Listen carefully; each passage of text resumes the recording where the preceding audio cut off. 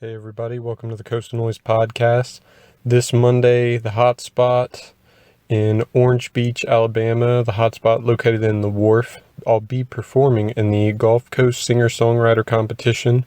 Should start around 6 p.m. or so. Invite everybody to come out, check it out. The way it works is there's going to be 9 other artists there that are going to play, and everybody just take turns. They play their original music, and then there's a series of votings, and the audience gets to vote. There's a panel that votes. There's a mystery vote. So support for the show is greatly appreciated. It's on Columbus Day, so maybe you have the day off. You can come by and check it out. It'll be a lot of good music. It's going to be a good time. And this is the 5th and final round before they go to the... They take all the winners from the previous rounds and do the final round, which is later in the month. So hope you can check that out. If you want to find more details, you can go to the Gulf Coast Singer-Songwriters Competition Facebook page. I think they're on Instagram and Twitter probably as well. After that show for me, I probably won't be performing for another 2 months or so, just because I'll be busy with travel and other stuff. And then, of course, if you want to hear some of my material, I have a 10-track full band demo available on my Bandcamp. The link is on the Coastal Noise music page. And if you have time to support the show, you can give it a like or share. It's always appreciated. It's the best way to follow along with what I'm up to, whether it's music or I'm writing a travel blog or if I'm releasing another podcast. As always, I invite you to use the contact links on Coastal Noise to reach out, give feedback, suggest a cool guest I should have on the show, or just to say hey. So I have another podcast I'm working on right now with anonymous guest codename Low Crawl, who was on recently. We had a late night conversation a couple weeks back on CrossFit, military lifestyle, and tactics.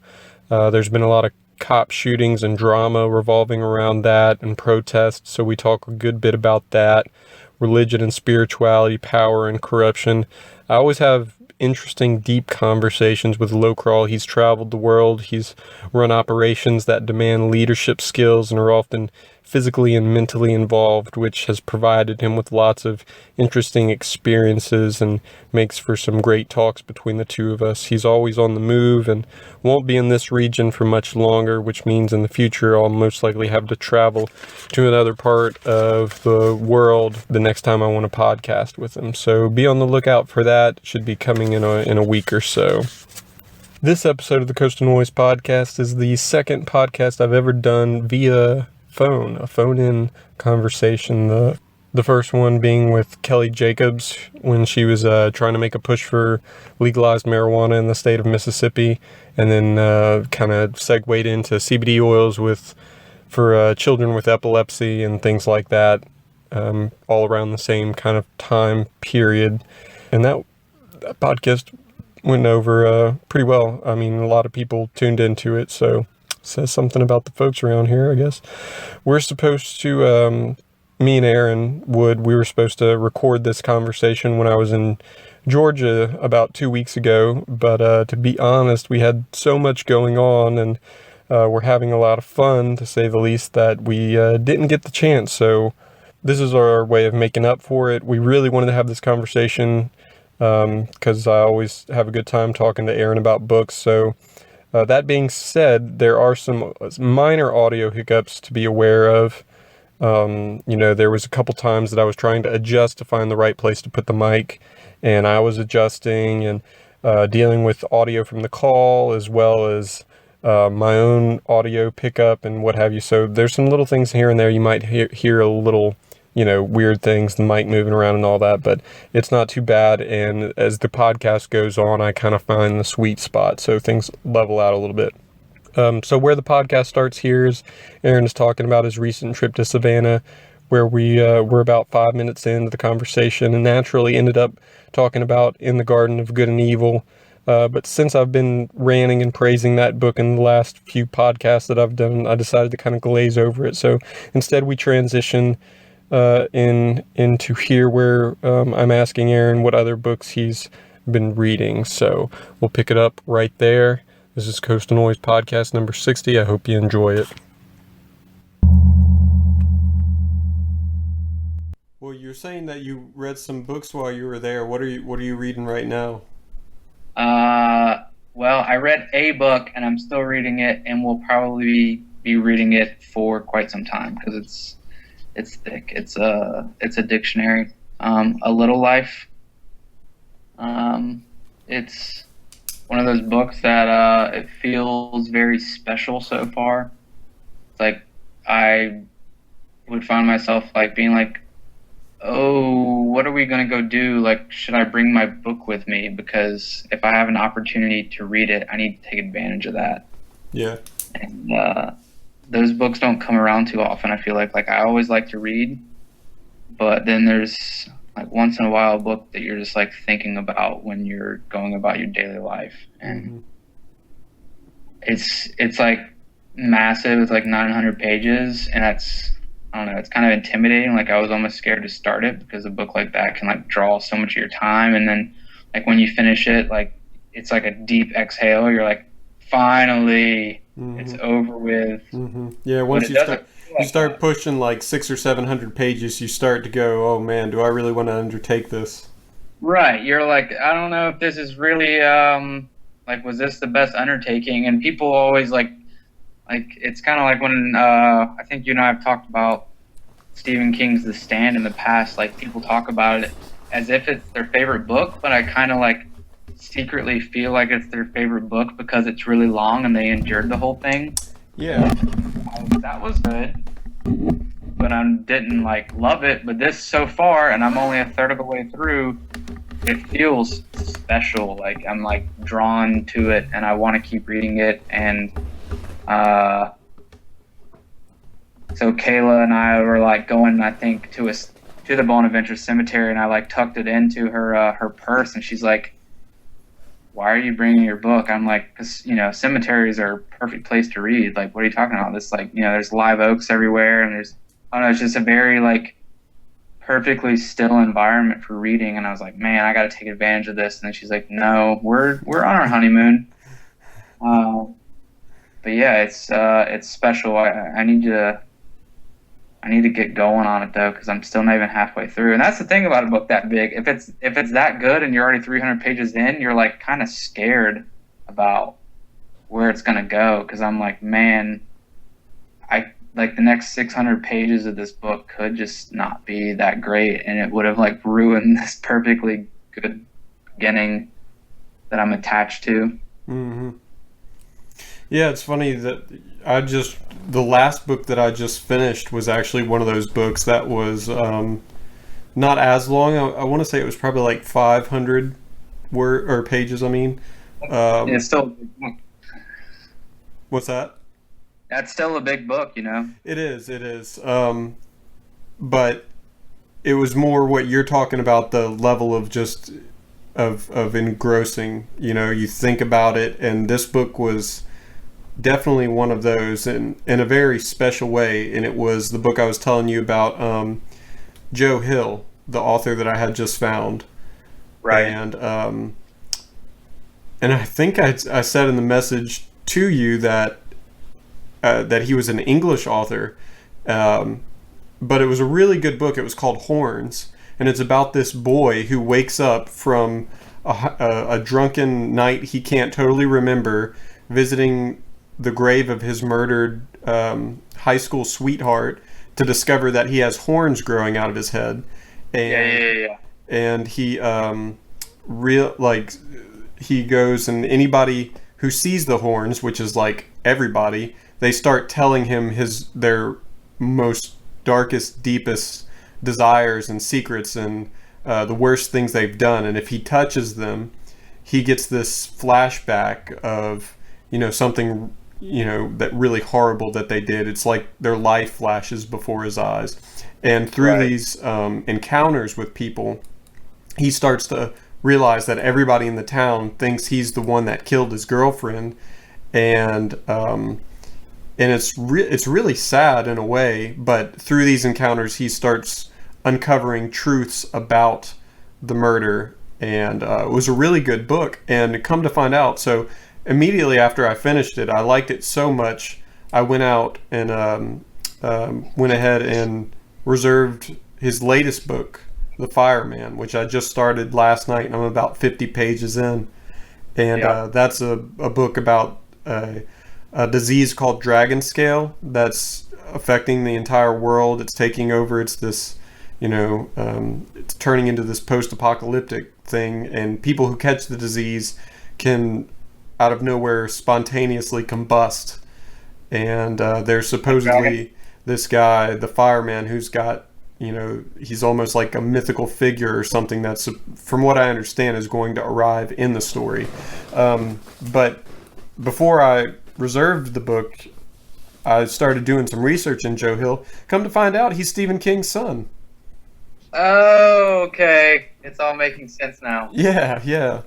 So I don't know where I got the idea that he was English. I don't know where I saw that, but yeah, he took a pen name of Joe Hill, and he kept that name for a couple years, and because he wanted to make his mark on his own merits of being a good writer. And I think it wasn't until a couple years in that he publicly revealed that he was Stephen King's son or what have you. So yeah, I actually have a coworker who's like really big on him, and there's so many authors out there. Like, people tell you an author and then you immediately forget it. He's read a lot of his stuff.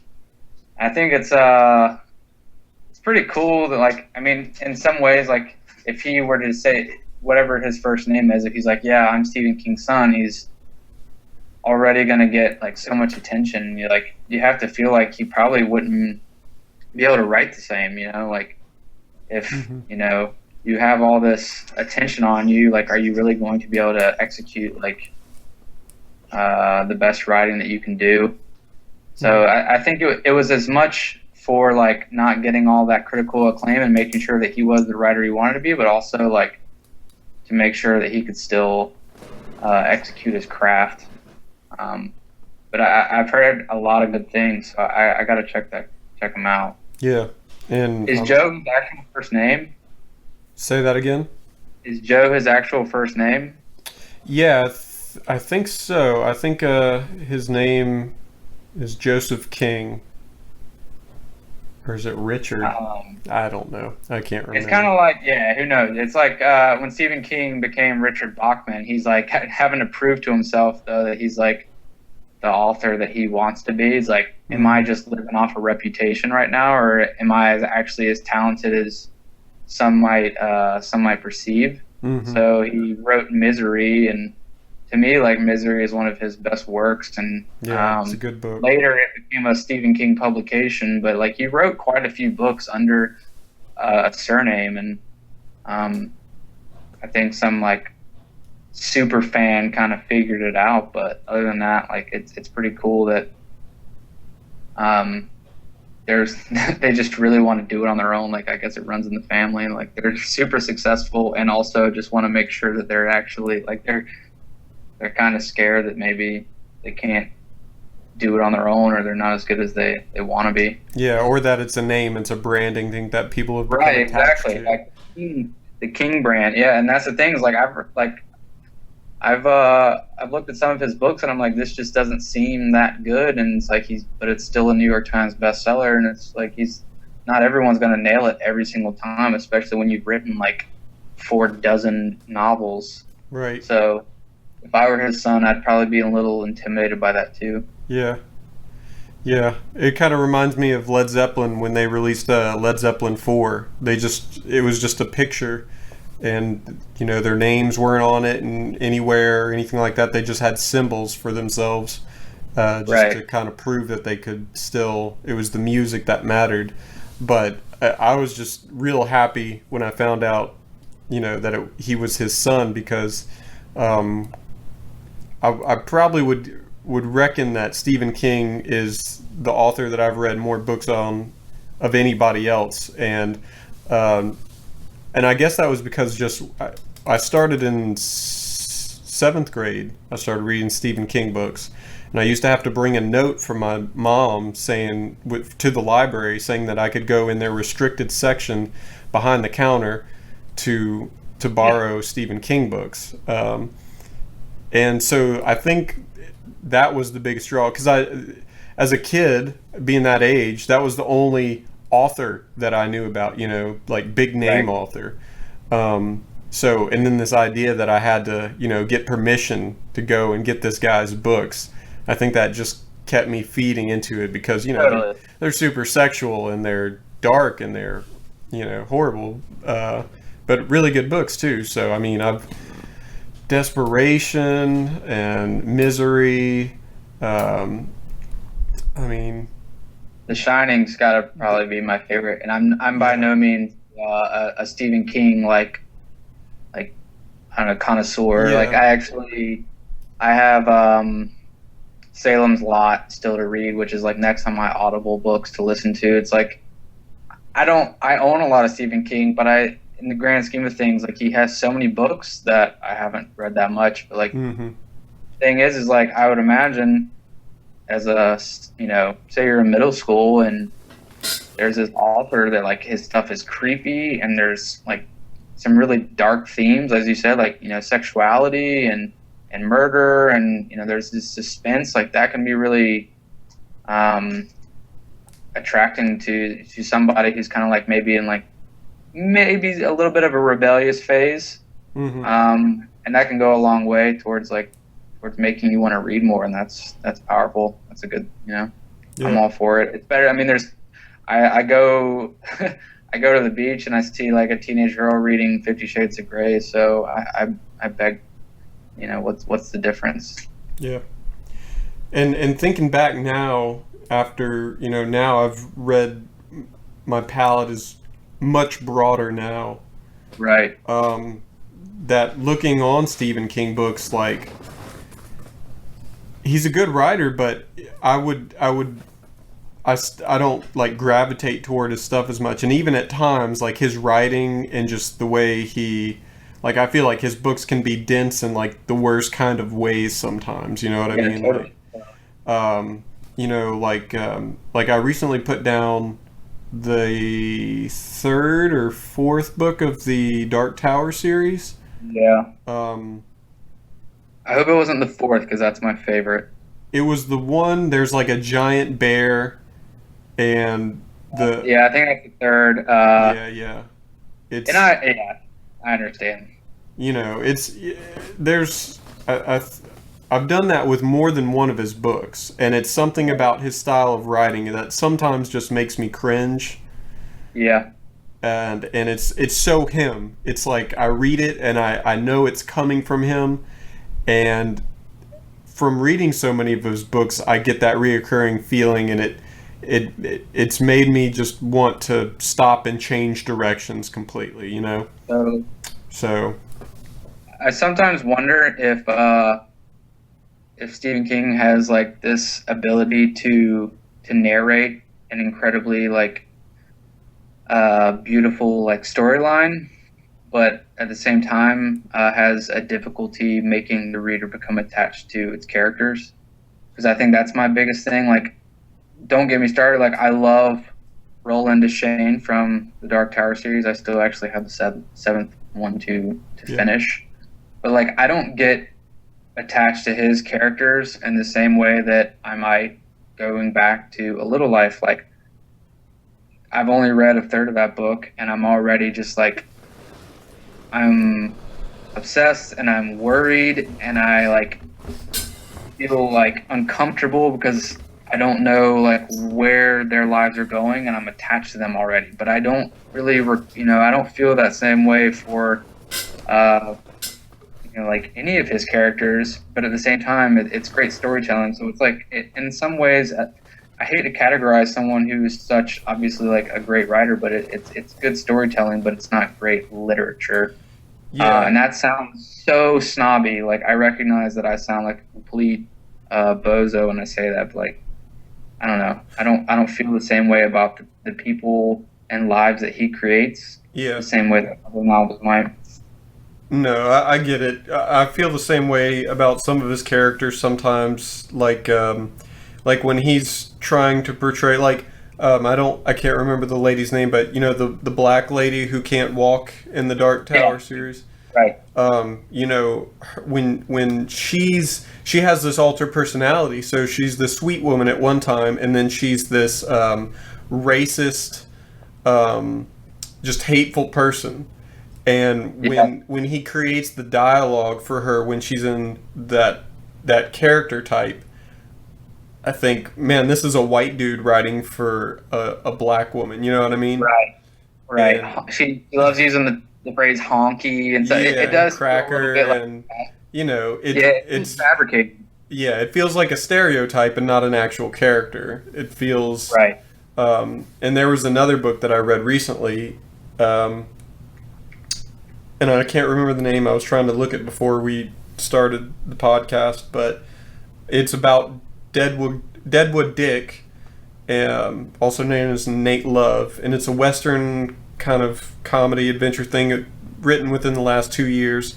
And I was reading it, and I just started it, you know, and I'm going through the first couple pages, and it's all around, you know, black characters, and I'm reading the dialogue, and it's making me kind of cringe, and I go, you know, I'm pretty sure a white dude is writing this right now. And sure enough, I flipped to the sleeve, and you know, it's a white guy.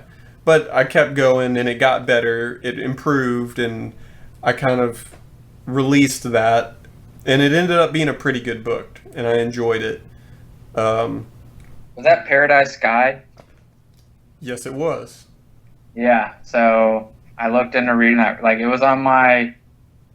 I think you recommended it to me. And it was like that was on my reading list for like so long because I love after Lonesome Dove Yeah. put me in my place. Um, like That's what I read after Lonesome Dove. When I finished Lonesome Dove, that was the one I picked up.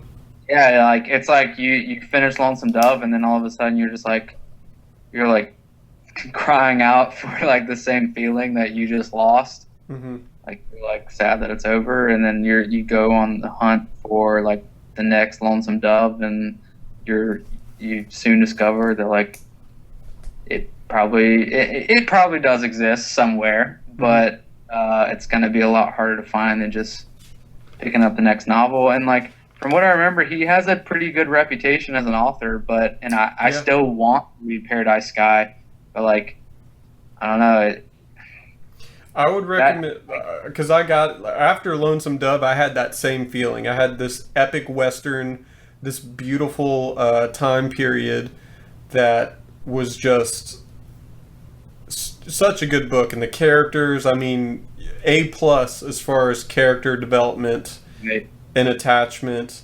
and just just everything, you know. And I got into this phase where I tried looking for other westerns to kind of fill that void, and there were some good ones. The Shootist was a pretty good book. It's about an old timey uh, cowboy who goes into town to um, pretty much die. He's just on his last string, and people start finding out that he's there, and it kind of builds up to this showdown. I read The Revenant, which was pretty good, but I would recommend the Sisters Brothers. The the Sisters, sisters. yeah, um, kind of a Western duo of these brothers and their escapades, and that was a good book, well written, and it's got a good following. It's pretty well known in the Western genre, and it was just good. It captured the feeling, and it filled the gap. Right. Yeah. Sometimes that's all it takes. Like when a book is like so good that it almost like ruins the next two or three or four or all the books you read for the next year. You know, like that's kind of like what Lonesome Dove did for me, where it's almost like you're a fiend. You're like looking for that feeling that you can't find any longer. Right. And that's kind of what like I think I read like True Grit, Charles Portis, and which is a great storytelling book, but it's not the same. Like, thing is like Lonesome Dove, what like you could take away all the cowboys and the Comanche Indians, and it's what made that book perfect is great writing and just like it was simple writing, but Exactly. it made you fall in love and become like immensely attached to its characters, and Hmm. that it doesn't matter if it's out west or in Japan. Like that's just great writing. Yeah. And it really is about the feeling, I feel like, because it is simple, but Right, it's simple in such a way of like the time period was simple. right, They go out and they work and they're with each other. There's this camaraderie. There's this connection to the land. There's being out in nature. They come around to the campfire at night. There's all these personalities, and because the personalities are so well developed through the writing, you believe it.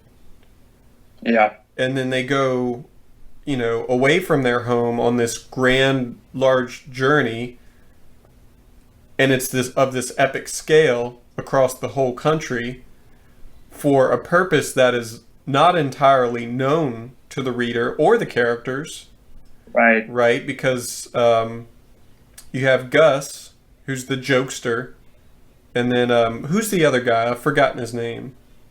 Woodrow, Woodrow. Is it Woodrow Colonel? McCall. Yeah. Is he like a They were colonel or chief or something? well, they were both Texas Rangers Okay. uh, Okay. before. I think he was called Captain. Maybe like it's all like those subtle details get foggy. Yeah. I feel like they called him the Captain. Yeah. So he's kind of like the head guy, and Gus is his partner. But because Woodrow's he's the firm old Western voice. He's like the Tommy Lee Jones of the Western world. He's Yeah, I'm serious. pretty sure plays him in the miniseries. Who does? Tommy And Lee Jones does? yeah, Tommy Lee Jones definitely plays one of the two, and I think it is actually Gus. Oh, really? Yeah, so it's super apt, huh? Huh. Interesting. But yeah, they're going out into this journey, and but the writing, it's just a great book. I mean, you read it and you can understand why it has its place in literature. Right. And Yeah, as it's far it's one of those books. Go ahead, go ahead. no, you go ahead. Go ahead. I was just I was just gonna say it's like it's one of those books like you look at it and you're like kind of intimidated because it is so massive and it is like kind of a journey that you're going along with the characters, but like it doesn't feel like arduous. It doesn't feel like a strain reading it. Like you're You're just never kind of dragged along. right ever, and that's a powerful thing to be able to accomplish in a novel of that scope. Yeah. When Yeah. like 900 pages later, you're like, damn it, why couldn't that have been longer? Yeah. Yeah. And it's kind of not to ruin the ending or anything like that, but just um, it just feels like real life. Yeah. Despite its minimalistic ending, shall we say, Hmm. um, you still, even if as the reader it's not the ending you wanted, it's kind of like No Country for Old Men. That Hmm. ending, you go, well, that isn't what I'm used to. That's not what Hollywood is supposed to deliver to me. Right, Well, that's not the real world all the time. right, And you can have a book that just ends and feels like it doesn't have resolution. Um, but if that can still be done to a degree, and you still not dislike the author for taking that route, and still feel satisfied at the end of the book, which I did, then that's a huge accomplishment. And right. I just feel like he nailed it.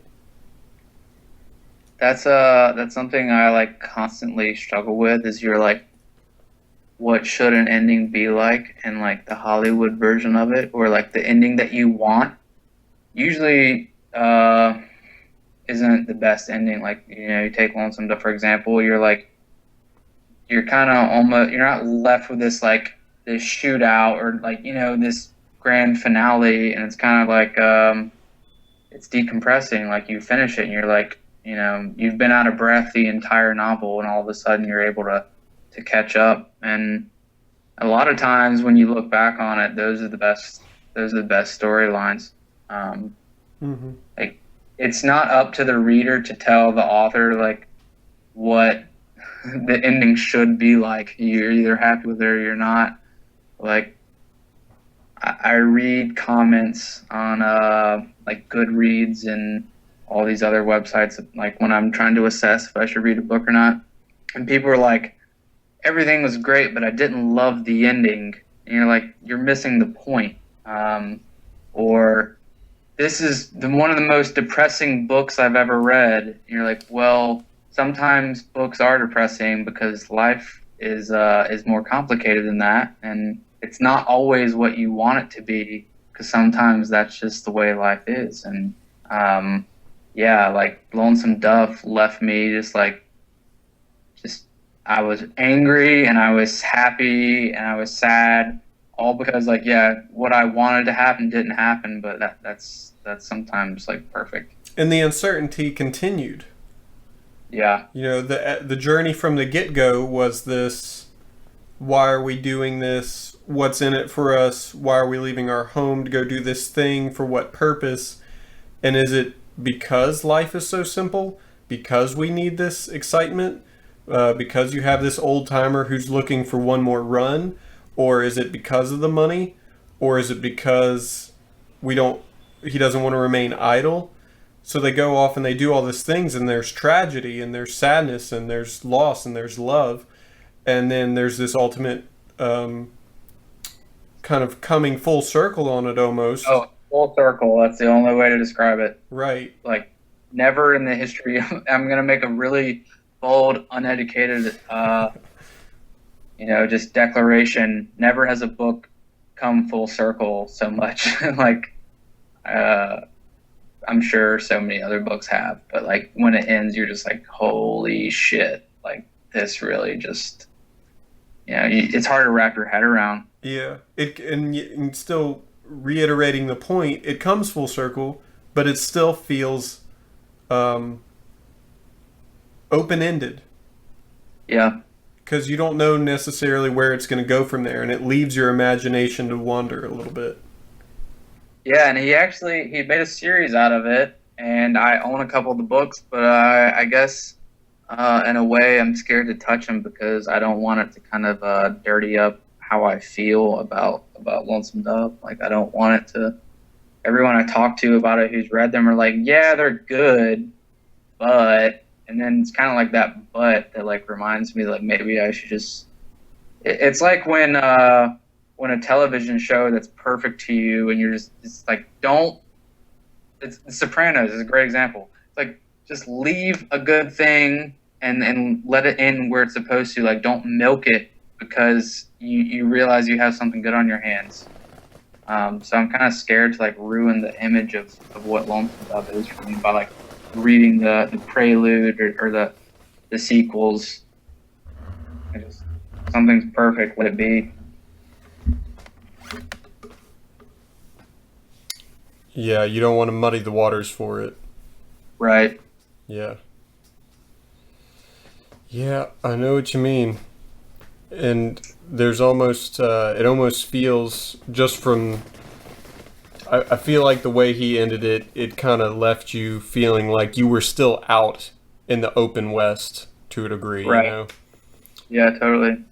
And definitely the best Western I've read since, speaking of No Country for Old Men, Cormac McCarthy, Blood Meridian. Yeah, that's a book that will always leave me feeling kind of messed up. Like, Cormac is my favorite author for a reason. Like, he's just, he's unlike anyone. And Blood Meridian is one of those books that's just like so. It leaves you breathless in the same way that Lonesome Dove does, but in a different way.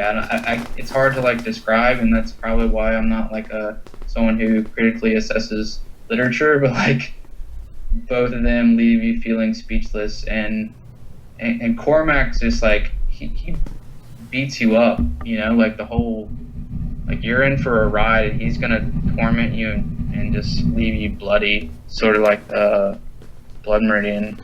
But I'm looking forward to his next novel. That's supposed to come out next year. Oh, is it? Yeah, and the details are slim, but it's supposed to be with a female protagonist, which is like unheard of for him. Yeah. But yeah, I heard you have you been reading to Suttree anymore? I kind of put it down maybe about a quarter into it. Yeah. Beautiful writing. Huh? It's not a bad thing to put it down. I put it down. I kind of almost feel like you have to put it down. Yeah. Come back. Yeah, which is what I did with The Stand too, but for different reasons completely. But I don't know. There were lines in it, and I want to say I wrote down some with him, and I felt the same way. I felt the same way with all the books that I've read from him, where you go through and you read, and occasionally you're just it's like he just delivers a haymaker to you out of nowhere. You never know when it's going to come up, because his writing can go from very simple, straightforward, beautifully simple. Yeah. And then all of a sudden, he's just diving into this poetic rant of usually nature is what I find is some of his most beautiful moments, and or just the way he writes it. You might have an entire page that's just one long running sentence. Mm-hmm. And you kind of wonder why he chose to do that at that particular moment, Right. And it feels very, like his books feel very stream of conscious. Totally.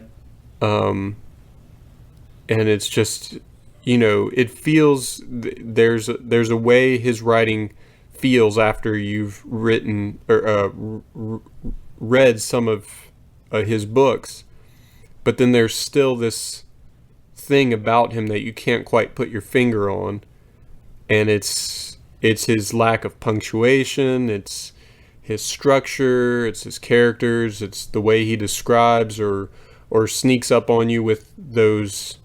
There's this part in Suttree where one of the characters is walking along, and he's walking near a train track, and he does that thing where the sentence goes and goes, and he's describing as the train starts to pick up in motion and starts going, and his sentence structure is just going, and it was the most incredible thing to notice it, and to realize that he used that structure there for that reason.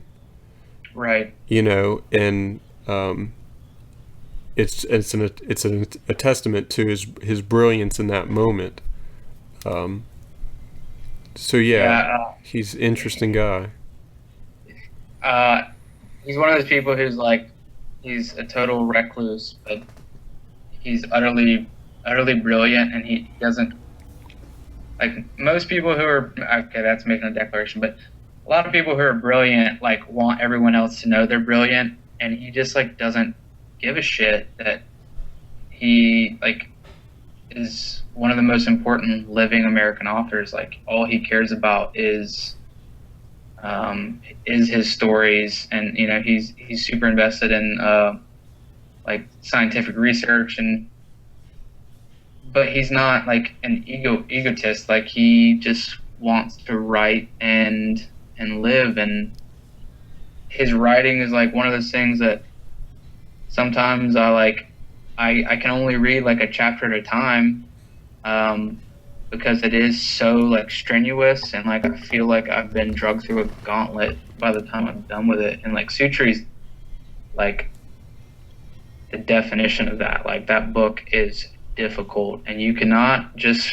It's not for the casual reader. It's for someone who is looking to be invested, and is looking to be like put their thinking cap on. And just like you were saying, drawn from that example, like that book is littered with moments that you have to assess and try and find a deeper meaning, because I guarantee you it is there.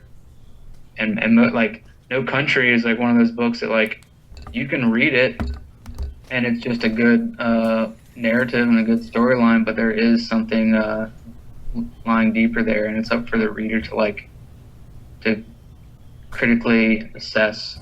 And then the moments where the haymaker analogy is the best, because that's what he does. Like he'll pull you along, and like the story's rolling fine, and all of a sudden you feel like you've been pulled into something you weren't supposed to, and then he punches you right in the mouth. Mm-hmm. Extremely powerful. Yeah. That's why I love him. Like you get lost in his writing, and you feel emotional at the end of it. It's incredible. And No Country is a particularly interesting example, because I feel like he did away with all of the poetic prose and just went straight for the gut of the story. Yeah. And things like that, it almost makes me sad that he is such an isolated individual, because you want to know, was this a conscious decision that you just decided that you wanted to show like this is me and what I can do with just bare bones story, just the basic simple structure, and still present a good story with just this, or was it that he had invested so much in his more beautiful, more elaborate writings that he just wanted to take a break? It's like, what is it? What made you choose to do that? You go from, I haven't read the Border trilogy yet, but you have to. Like the Road, Right. is this post-apocalyptic nuclear fallout of the man and his son, just going along, and despite it being this wasteland where the skies are dark and scorched and bruised, and the trees are dead, and it's cold, and there's moral choices of good and evil and death, and people are eating each other, there would be these times when his writing would make me marvel at the beauty of the planet, yet still. And, and I feel like that book in particular is, in terms of writing and style, is similar to No Country, but then you read something like Suttree or Blood Meridian, and it's just, like totally something else. And I'm curious to see where Suttree will stand in terms of how readers look at all of his works together, because I feel like that's the one I hear the least of out of everything else. Yeah. So I don't know. Has Cormac McCarthy written a bad book, or is it just a matter of taste? It's definitely a matter of taste, and like I'm also not the guy to say, because like I'm by no means like an aficionado. Like I picked up, I was reading The Orchard Keeper, which is I think his second book, maybe it's his first. Mm-hmm. And it wasn't that it was a bad book, but I put it down because it wasn't the right time to read it. Like sometimes, like you cannot casually read Cormac, but I will say, as his books progressed, his books did get easier to read. And I think that's probably why The Road and No Country like garnered so much success is because he kind of found a sweet spot. And like The Road, my favorite paragraph of all time is in The Road, but The Road is not my favorite Cormac McCarthy book. Mm. So he kind of found his ability to like be him and write those haymakers while also not like scaring away the reader with like words that like when you go over them you're like, is that a real word? Because he does that, especially in Suttree. Like there are moments where I'm like, he's completely making up his own language.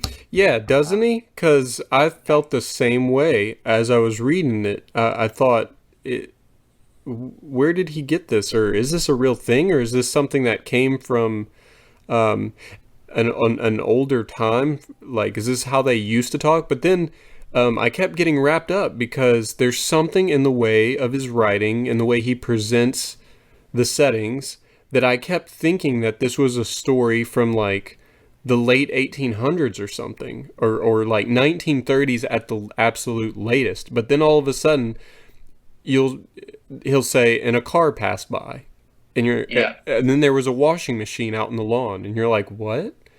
And I felt like I was being torn between two different time periods. Very, I'm glad you brought that up because it was I had never really experienced that in any of his other books, or much less any other books for the most part. I think one of the most important themes in that novel is like he's trying to make this world that is dark and mystical and surreal to kind of like capture Suttree's life. Like there's, without giving too much away, like there's I think 3 different parts in the novel where Suttree is hallucinating, whether it be eating mushrooms or he's like he's dreaming. Mm-hmm. And that's kind of like what he does with the whole novel is he creates, and like it's totally intentional. Like he knows what he's doing, and he's creating this pictorial of Tennessee, and like because that is an area that he actually was raised in. I think like the imagery and the words he uses are very specific. So it leaves the reader feeling lost. And I think that's kind of like what he wanted in the end. Yeah, because I also noticed there were times out of nowhere he would start, he'd use a first person perspective of this character, of this person who isn't identified in up into where I had read. So that's still a mystery to me. So, and I had, it gets worse. Like like it's one of those books that like once I finished it, I put it down and I didn't think about it for a while. And then as time goes on, I find myself like going online and reading people's critical analysis of it because I feel the need to explore more, and you become attached to this character Suttree and his like inability to make the right decisions. And I don't know, it's one of those things that like you almost feel relieved when it's over because it was such a pain in the ass to get through. mm-hmm. But then at the same time, you're also so attached to the main character and the place that Cormac created. Mm-hmm. When McAnally Flats is like a real place. Like it is totally created out of something that like that is real, and the people and places are real. Yeah. Yeah, and it's interesting too to think, like you were saying, that you went online and you go and read critical analysis and all this kind of stuff. For all of this material that this guy produces to come from a very inner place, being a recluse and producing this work without much of a care, just doing it for the sake of the art, and then you have an entire planet that's infatuated with his writing to come together and all try to make sense of it, which it creates this very strange duality, between the creator and the consumers. Right. But that's great. Like, I think it's super important for literature to make people think critically and he is like the king of that. And like it almost like when in his writing, it seems so natural to him. Like he is such a deep thinker that like it almost seems it's kind of like annoying, like his ability to like create such depth. But if it inspires people to have intelligent conversations and to want to discover like the underlining meaning or the subtleties in his writing, like that's the entire point of literature and of art, you know? Absolutely. Speaking of going back and reading and making sense of other people's books, have you dove into Haruki Murakami at all, any? So, we talked about him, and I read Wind Up Bird Chronicle. Yeah, I read it And recently too. that is one of those books that I'm like still recovering from. Yeah, Like right. I need to like it's one of those books that I at some point am going to get into like looking into what the hell just happened to me. Like it there's like a total fanboy club around Haruki Murakami, and I understand that now, but I have not become a part of it yet. Like I've bought a couple more of his books, but I haven't felt emotionally and ready for it, because Wanda Bird just left me feeling it's hard to describe, and everyone talks about his writing being dreamlike. That's what it felt like. Like and not in like some like false, like fabricated sense of the word. Like I felt like I was in a dream. Like it was insane, and no author has ever done that before. Like it left me just feeling just out of sorts. Yeah, which is, I mean, exactly what the protagonist experiences in a lot of Right. ways. Right. And it's, yeah, I still don't know what to make of it. It was months ago that I read it, and I mean, it's just kind of, it feels kind of all over the place at times. Totally. And, yeah, I don't know. You know, people, I read a lot online of folks saying that it's a book that stays with you and you process it, and I don't know, that it really wasn't there for me. And Yeah. that book is regarded as probably like his number one, but Right. I would I it's hard for me to recommend it to anybody, you know. Yeah. And it's a long book from what I recall. Yeah. It's definitely got some length to it. Yeah. And I don't know, and it definitely has the writing feeling of Murakami, but I read recently, I think before I read that one, I read Hard Boiled Wonderland and the End of the World, Yeah. and that was a good one. I enjoyed that one. Um, and that one is kind of, I don't want to, once again, it's very odd and dreamlike, but and so I don't want to say too much because I don't know I don't know which parts I'd be ruining if I described it, but it's, I know it's, you know, worth saying that it's about a man in the real world who gets caught in between some sort of mysterious battle for this scientist who's working underground, who's trying to produce some sort of thing, and somehow he's drawn into it, this guy. And Mm-hmm. there's this alternate universe, this other dimension where this character is stripped of his shadow, and he's living in this land where he has to stay within the confines of this village, and he doesn't necessarily know why he's there, but he's got a job. Everybody's got a job to do there, and there are unicorns that walk around, and the seasons change and the unicorns die, and it's all part of this grand scheme. There's a reason for it, and he can't have his shadow back, or he's forced to leave, but if he leaves then he'll die, and it keeps jumping back and forth, and slowly these two realities are molding in some way. And and it was really interesting, and I liked it. But the Wind Up Bird Chronicle just didn't have that appeal to me. Of course, the first book I read was Kafka on the Shore, and that was I really enjoyed that book. That was for the first read for that author. I would say that was pretty much probably the best book I could have picked up, and it's one that I'm wanting to read again. That I'm looking forward to reading again. That's on my bookshelf, and it's like I'm timid. Like I see it, and then I go buy another book, and it's like I know that it's good, but like Wind Up was such like a journey that like I haven't felt mentally prepared. Maybe that's I'm being dramatic, but yeah.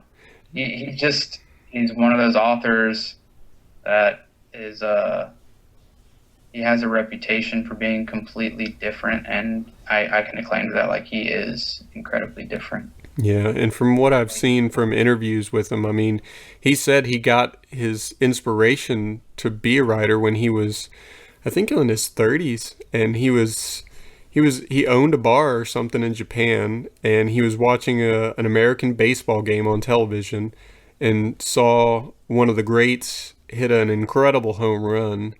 And he thought, if that guy can do that, then surely I can get up the nerve to sit down and write these stories that I think of, Right. And I don't even think he had stories like actual structures and ideas. I think he just sits down and writes. In fact, he has said that when he sits down and writes a book, he rarely knows how it's going to end or have an idea of where it's going, which probably contributes to the reason why it feels so loosey-goosey and dreamlike, Right.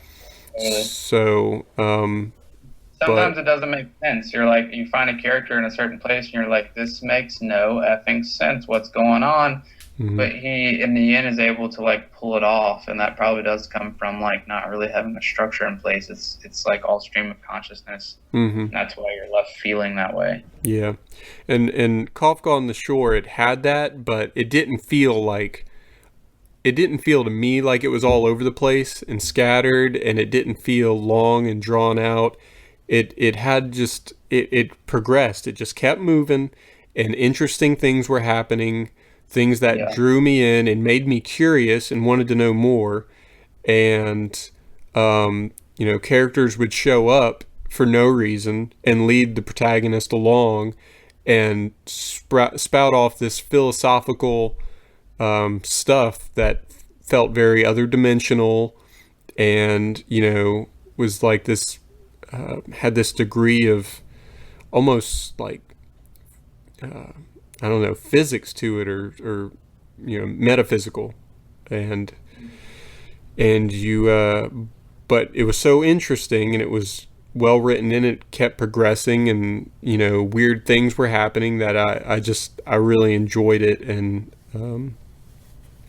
it's a good one. I would that's one I can recommend, and so yeah, Kafka on the Shore.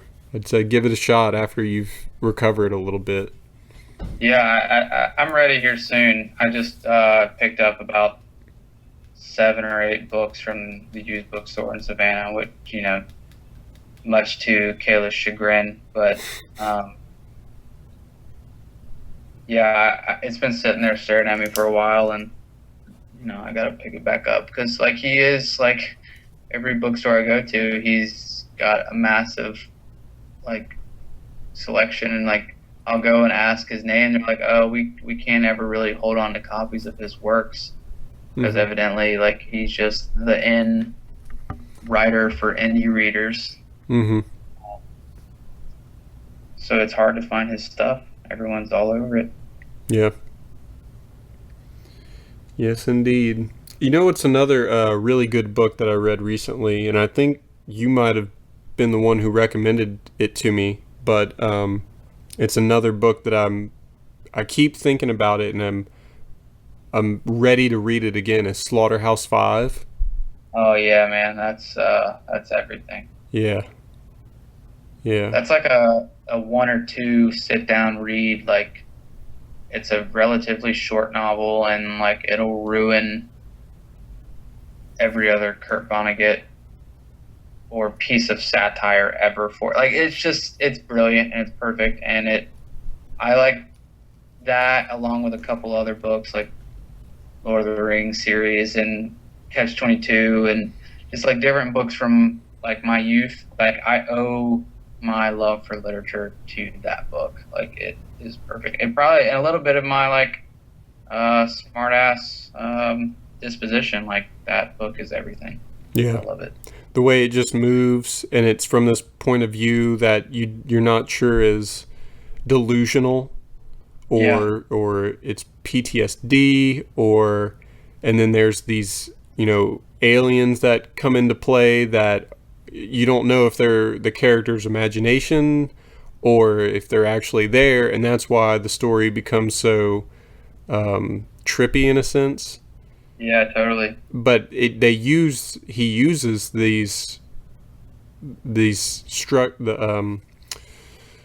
do you say? He uses those design choices to make these larger than life statements in such a way that, despite it being a relatively short novel, he reaches and touches on a lot of ground. Right. That deals with life and death and, sorrow and good and evil. And war. War, yeah, absolutely. It's all about war. Imprisonment, like, it just, the whole thing, and like the best part about it is like, it's a funny book. Like, yeah. There are moments where, like, the beginning and end, like, I don't know what, have you finished it? Oh yeah, I finished it. Yeah, so like the end, it's like I think the first line is like, this book is going to end with Putui, and like from a bird, and then it ends, and like you feel like this moment of relief, and like you're smiling, and there's moments where you're laughing, but it's all about like some serious heavy stuff. And there's few authors that I've read who have been able to capture like such serious topics in such like a sardonic manner, and like I love it. Yeah, and his choice of style is kind of what makes it, because it's constantly flowing, it's constantly moving, because the character is going like in and out of time in a sense, and is trying to convey all these ideas of life and death and suffering, but doing it in this very comical manner, as if to say, that's the way it is, so it goes. Yeah, that's like that, the reoccurring thing of so it goes, it really, like, once you start to think about it a little more, it's kind of like it's just so intentional, like talking about, some pretty serious stuff, like the bombing of Dresden, which would, like, why he's in the slaughterhouse, and like that's life, death and life and pain and everything, like, so it goes. And I don't know,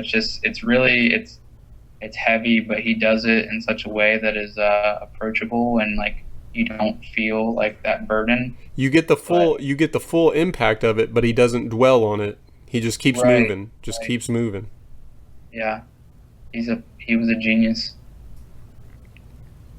Have you read other books by him that? Yeah, so Cat's Cradle. Cat's Cradle. Cat's Cradle was a must read. I actually I ashamedly haven't read Breakfast of Champions, which everyone, like, I have a Kurt Vonnegut shirt, like, and the fact that I have a Kurt Vonnegut shirt and haven't read Breakfast of Champions is kind of embarrassing.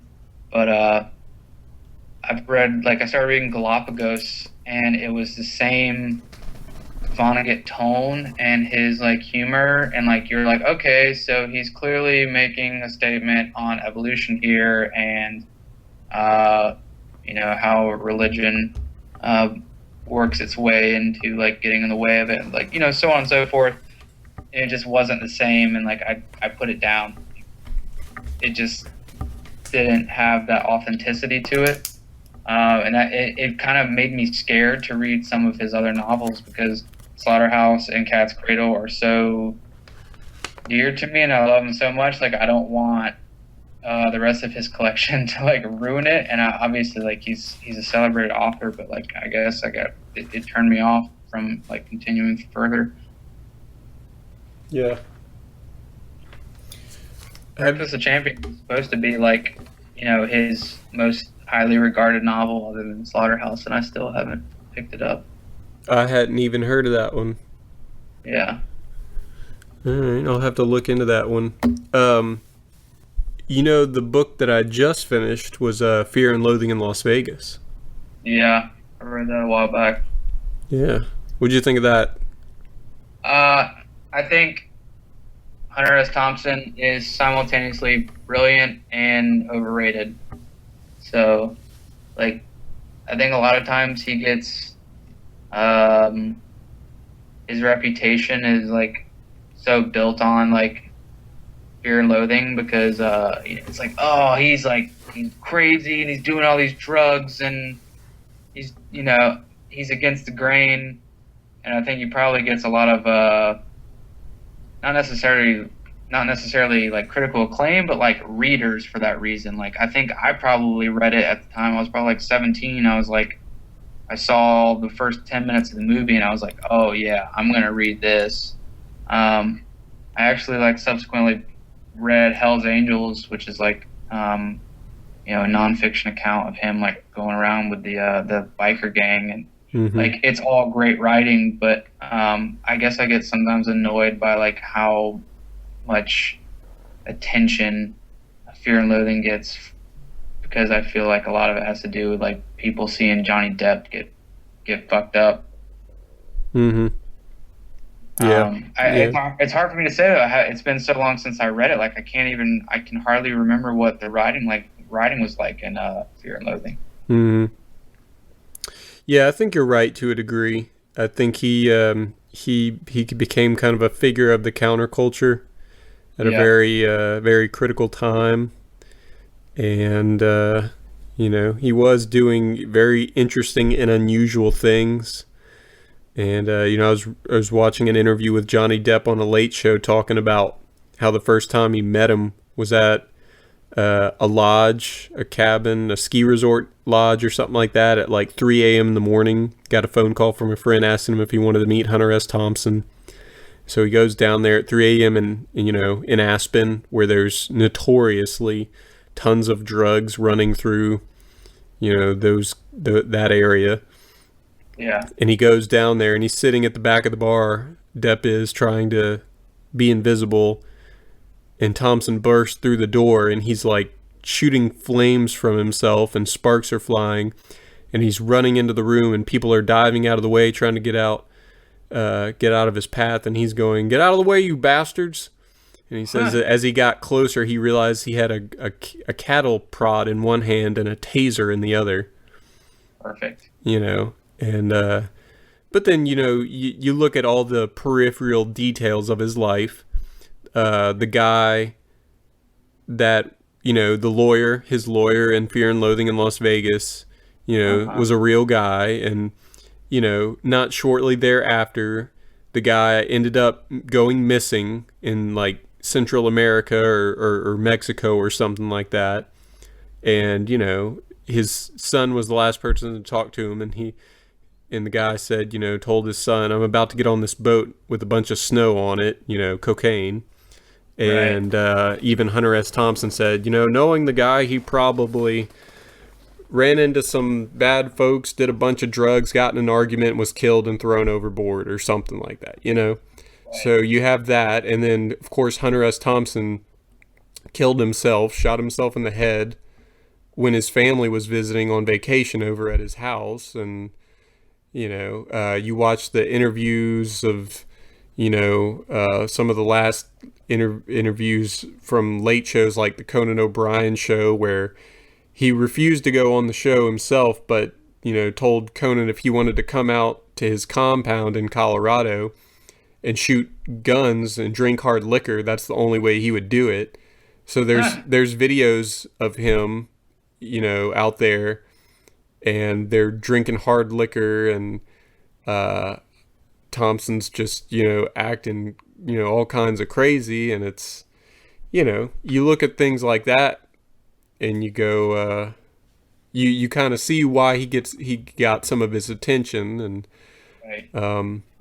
Not to say he wasn't a good writer, because I did enjoy the book, and I'm reading Hell's Angels right now, and his view on things is very, as a journalist, is interesting, because he does have this kind of counterculture voice where he's not giving you the typical journalist narrative where it's a journalist typically is going to go out and try to make this nice, neat, tidy piece that is digestible to the masses, and he's out there making fun of your average white American family and obesity and the status quo and presidential elections and political systems and all those kinds of things, and he's doing it in this very comical and offbeat way, and his analogies are kind of interesting. So real interesting character. I mean, for like Hell's Angels, like you have to feel that like, could someone who was like fixed on remaining objective like a journalist and like clean cut, like could they have really gotten an accurate portrayal? And not to say that like everything in Hell's Angels would be like taken with 100% of truth, but could someone have infiltrated Hell's Angels and rode with them and did things that he did if they weren't kind of screwed up and like against the grain? And so like Hell's Angels is super entertaining for that reason. Like it's kind of like a unadulterated glimpse into like this chaotic gang, and like only someone with his personality could have really like infiltrated that and become a part of it.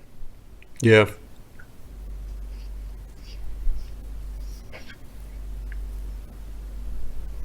I don't know. I read stuff like that and I think to myself, I should go be a journalist. Right, yeah. Well, if it means riding with Hell's Angels and getting I don't know what part you're at, but getting your ass kicked, then I don't know, I'll stay away. But yeah, like I enjoy that sort of thing because you just have to feel like someone has to be kind of like mentally unstable and unafraid to be able to like kind of get that glimpse into that sort of reality. And he was clearly like a pretty unstable individual. Like it only takes the first paragraph of Fear and Loathing for you to like realize that if this is a true account, he's like one crazy wild son of a bitch. Yeah, just like and like not in like, that's the thing, is like I feel like a lot of like his public portrayal is that it's cool, but it's not Right. cool. Like this is a glimpse into someone who's very, very unstable. Yeah. And that's kind of like the perspective it needs to be addressed from, not like glorifying him because he was able to consume like a ridiculous cocktail of drugs. But like a 17-year-old with the Fear and Loathing Johnny Depp portrayal on their wall as a poster, like that is kind of like, they're like, this is crazy, instead of like a glimpse into someone who has an issue with substance abuse, or someone who might have a psychological problem, like just like all sorts of things like that. That's why it's important. Right. I just think that sometimes the real issues and like things that are actually important aren't what gets touched on, but Yeah. like instead it's about like how cool. It's lost in translation. Right, it's lost in translation, totally. It's like, oh, he's doing tons of coke and LSD, and like that's Mescaline and peyote. And, yeah, it's like that's cool, but Right. that's not what it's about. That is not what it's. And I think he knew that. I mean, why else would it be called Fear and Loathing? You know? Mm-hmm. Yeah. There was a connection I had there to the drugs and everything that between him and where it gets lost in the cool factor. but there I've gone and lost it despite my sobriety. Well, yeah. Well, maybe you too much of his medicine. Yeah. Uh, but well, yeah, man. I'm not even gonna bother because I'm sure we should probably go ahead and wrap it up soon. I'm not even gonna touch on the Tibetan Book of the Dead. Because we'd be here another hour with that. But what do you got as far as plans for your next reads in your list? You got anything that you've got coming up that you're looking forward to? Yeah, I do. And what's kind of like I bought all those books and I still have more. Like, I picked up The Sun by Philip Meyer, which I wasn't even really familiar with. Like, it sounded sort of familiar, but like it is pretty critically acclaimed, which I don't always try and get drawn into. Like, you go on the internet and some reviews are good and some are bad, but that's not always like a good testament to what's going to like impact you as a reader. But it draws comparisons to Blood Meridian, so like I'm going to read that. And like A Little Life is going to take me a while, and I'm probably going to milk it for as long as I can because I feel like it's something special. And then I might get into some Dave Eggers. Friends of mine like kept talking about him as an author, and I read Heartbreaking Work of Staggering Genius, and like that was definitely like a touching book. So I'm probably gonna think, what is the what might be after The Sun. I never know. I kind of just like feel it out, and there's definitely books I pick up and I'm like, I know this is a good book, but it's just not the right time to read it. So I always bounce around. I got you. You know, you have big plans.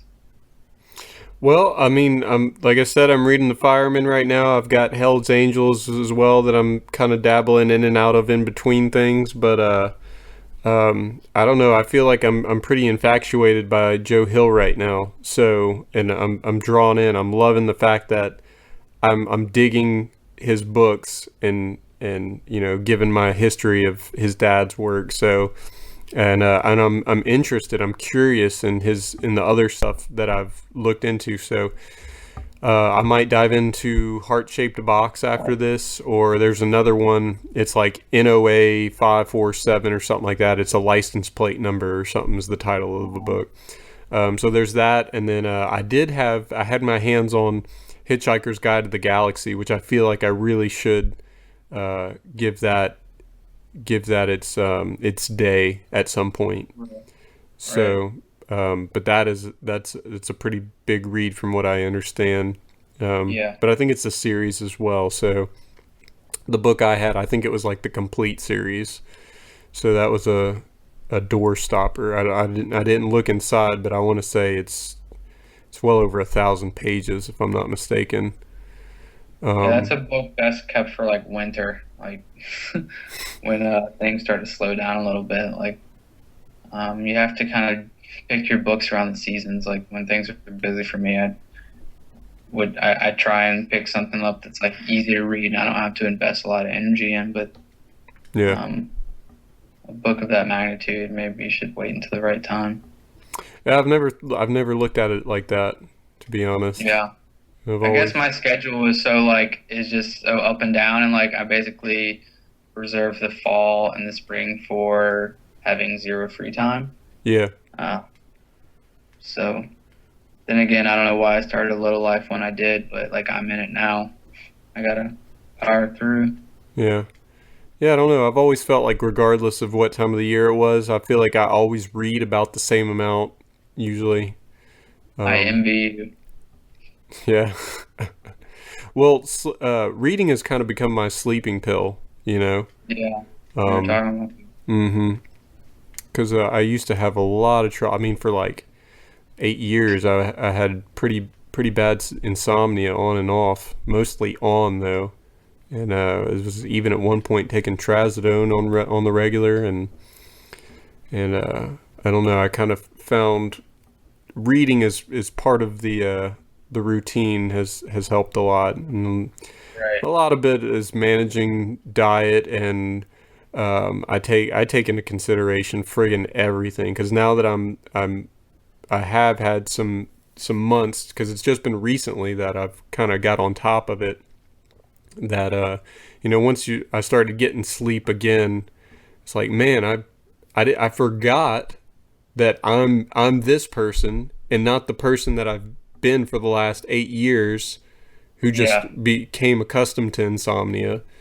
And I was, Right. that person struggling with, depression and all the other stuff that comes with it from lack of sleep. I mean, you go a couple years on 4 hours of sleep on average, and Right. you can't help but start developing, psychological mishaps and stuff like that, which, Right. luckily I was a young guy and I was functioning and, on top of it, and positivity is the biggest key to stay on top of that, even despite, everything else. So, I mean, I got by and I survived, and everything was groovy for the most part. College was particularly hard, but now I just factor in everything, if low lighting and not looking at screens and stuff like that, and Right. eating and diet and all that stuff. But reading has been huge for me in that sense. So, it's afforded me a lot of chance to read, and then just during the day, I actually find a good bit of time. And I'm sure you're like me. You don't, TV is not a huge part of your daily consumption of entertainment. So, little things like Only, that. yeah, only find like a good show, but like I don't watch TV to necessarily like tune in and drop out, like I can't do that. Um, I can't like watch like pointless television. Yeah. Yeah. And I know there are good shows out there, but I mean, really, the last show that I watched, um, and I did watch the first season of Narcos, and I know the second one's out. I haven't started it yet, and I have no idea when that'll happen at this point. Yep. It just seems like now, I'm almost avoiding television, not actively. It just kind of happens that way.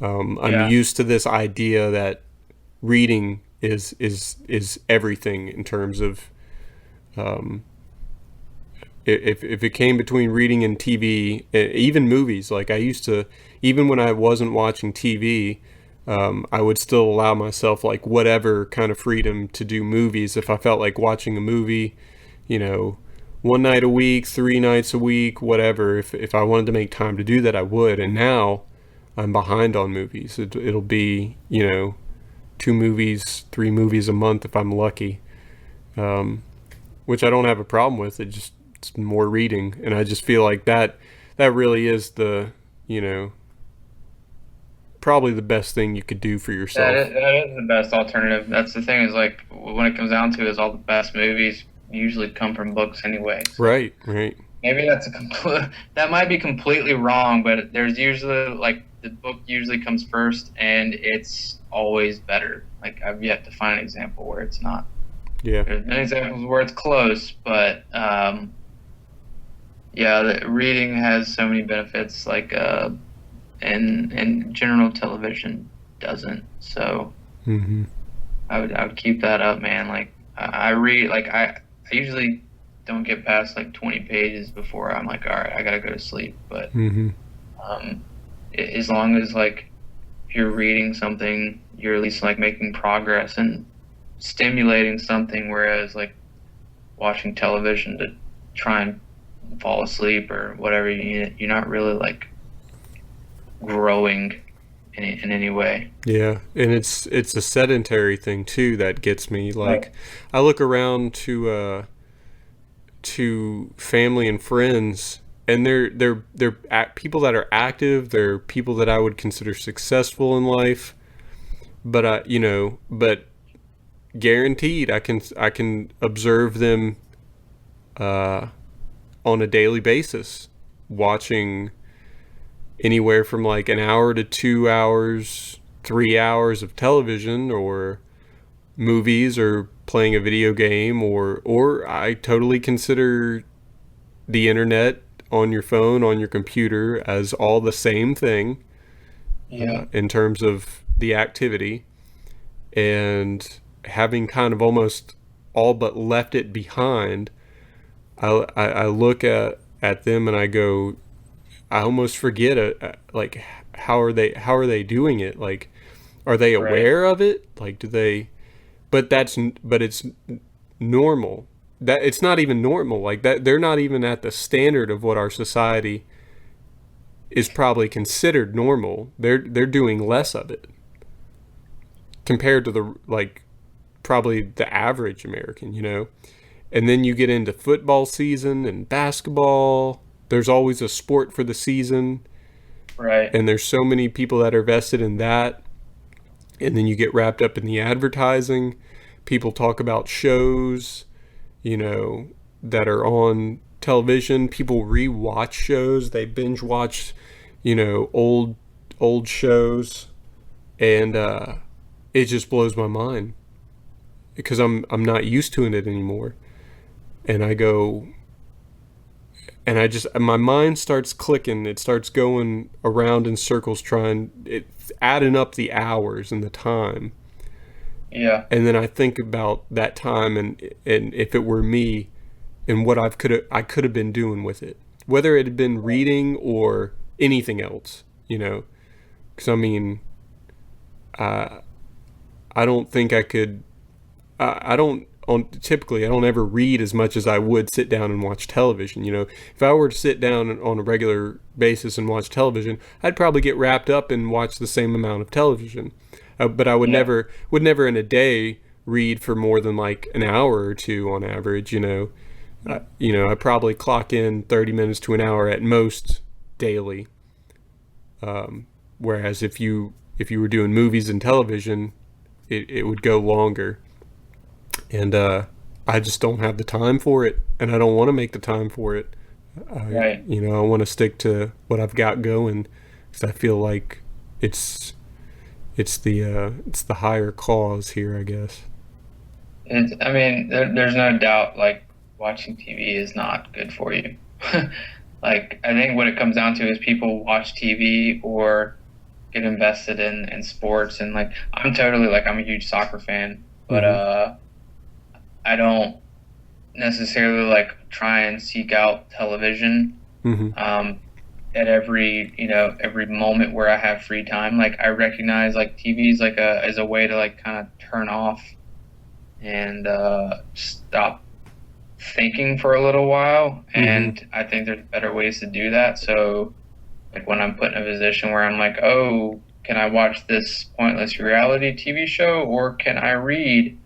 I force myself to read, you know, because that's the only way to, like, really, like, better yourself. And you have to kind of, like, actively make those decisions. And, like, I'm by no means a saint. Like, I totally get drawn into, like, Game of Thrones. Like, I'm a Game of Thrones nerd, but you have to kind of consciously be aware of you know, the time that you have and the decisions you make. And you're not gonna get a lot of reading done other than, like, when you're reading. And I know that sounds stupid, but it's the same thing with writing. Like, I talk about writing all the time, and you only get writing done when you're actually sitting down doing it. And when you're in front of a TV or, you know, perusing Facebook, you're not getting shit done. You're not accomplishing anything at all. Yeah. Not really.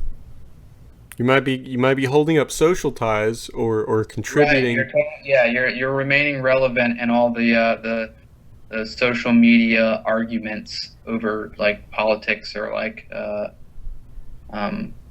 you know, Black Lives Matter movement, you know, everything that's going on, like, currently. Like, I'm just thinking about, like, what I've seen, you know, in the past few hours. But in the grand scheme of things, you're not really, like, making a difference in your own life.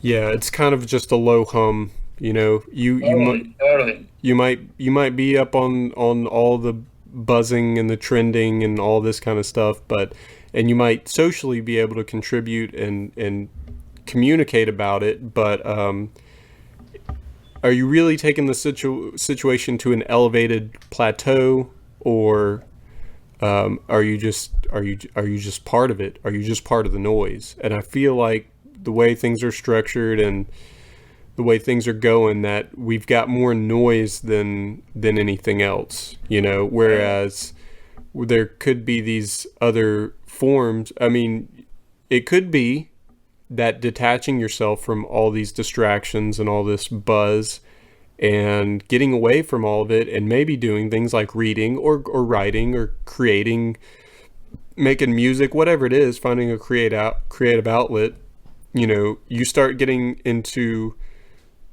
social environments and circles that if everybody was doing those things, then we'd be on this higher frequency, and we'd be in this different place mentally, and we'd start affecting some real changes in the world for the better, instead of just perpetuating the buzz. Yeah, I'm by no means like a sociologist, but I do think that in order to better the grander picture, you have to kind of first focus on bettering yourself, because society is only made of its parts, and if its parts aren't doing the things they need to do, then society as a whole isn't going to turn out to be a whole lot. And that's kind of the way it feels. Like I think everyone spends a lot of time spouting off like how this and that should change, but they don't want to be the change in their own lives. And I'm no shining example. Like, I'm not leading the cause by any means, but I do try and educate myself and be a better human being. And if you do that, then like that's the first step. And if everyone did that, like, I think the cumulative change would probably be pretty powerful. But instead, everyone wants to tell each other like what everyone else is doing wrong in their lives. And I don't know.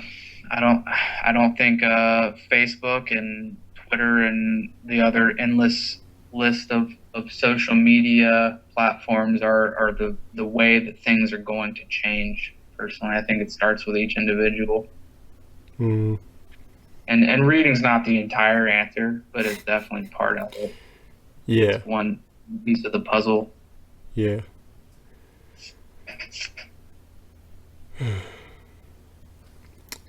Well, that leaves us with a lot to reflect on, I think.